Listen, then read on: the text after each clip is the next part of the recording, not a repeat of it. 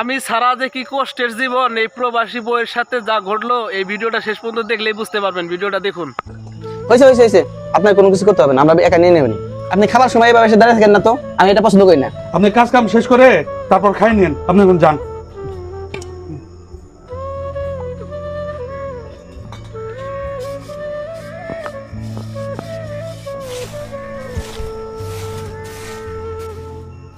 ভাবি, জামা কাপড় গুলো ধুয়ে আয়রন করে রাখেন, আমি বাইরে যাচ্ছি।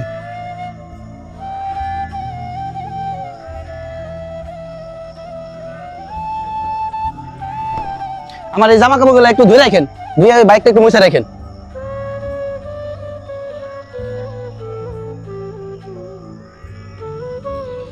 আপা কিরে ভাই, কেমন আছিস তুই? আমি ভালো আছি।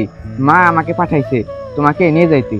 না রে ভাই, আমার যাওয়া হবে না। তোকে এই বাড়িতে কাজের লোকের মতো রেখে দিয়েছে, এত কথা শোনায়, তুই আমার সাথে বাড়ি চল। না রে ভাই, আমার স্বামীর আমি কথা দিছি, সে না আসা পর্যন্ত আমি এই বাড়ি থেকে কোথাও যাব না। আমার যত কষ্টই হোক আমি এই বাড়িতেই থাকবো। কিন্তু সেই যে দোলে ভাই বিদেশে গেল, তারপর তো কোনো খোঁজ খবর নাই, বেঁচে আছে নাকি মারা গেছে সেটাও তো আমরা জানি না। না রে ভাই, এই অলক্ষণের কথা তুই বলিস না।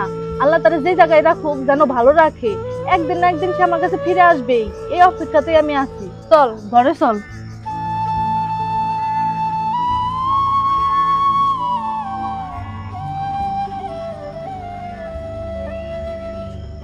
ভাবি, ভাবি, কি হয়েছে ছোট ভাই? আপনাকে আমি বলে গেছি বাইকটা 2 মাস রাখার জন্য, আপনি করেননি কেন?